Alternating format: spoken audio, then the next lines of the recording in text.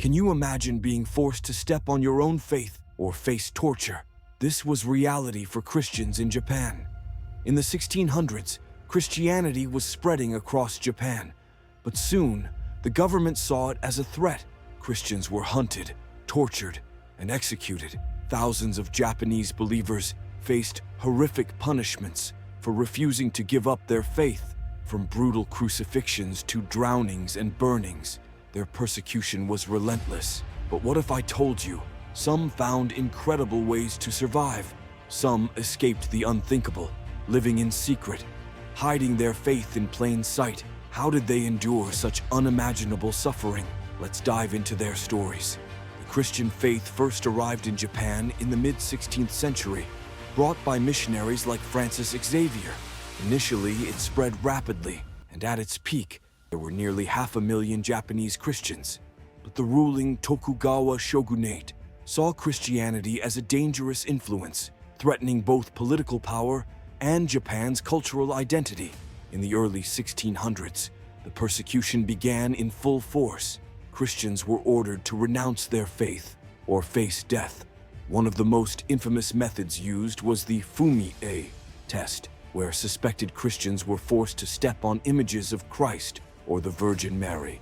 Those who refused were immediately executed or subjected to torture. These hidden Christians, or Kakure Kirishitan, created a network of underground communities.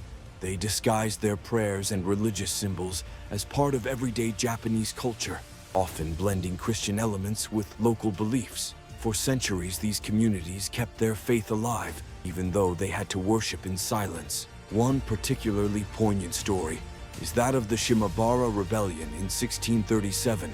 A group of 37,000 mostly Christian peasants revolted against the oppressive government. While the rebellion was crushed and thousands were killed, it showed the strength and resilience of the Christian spirit in Japan. Another incredible way some escaped was through physical flight, fleeing to more tolerant parts of Japan or even abroad to places like Macau or the Philippines. These small pockets of believers managed to preserve their faith, though it would remain hidden for centuries. Perhaps the most striking moment in this dark history is the eventual rediscovery of the Kakure Kirishitan in the 19th century. After nearly 250 years of suppression, Japan reopened to the world. Westerners arrived, including Christian missionaries, who were shocked to find that Christianity had survived in secret for generations.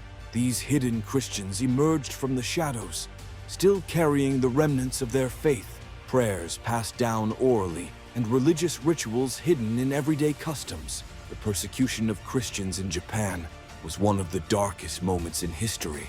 Yet, even in the face of unspeakable cruelty, they found ways to survive, adapt, and preserve their faith. Stories of their endurance and creativity remind us of the incredible strength of the human spirit in the most unimaginable circumstances. If you want to hear more untold stories, make sure to like, comment, and subscribe.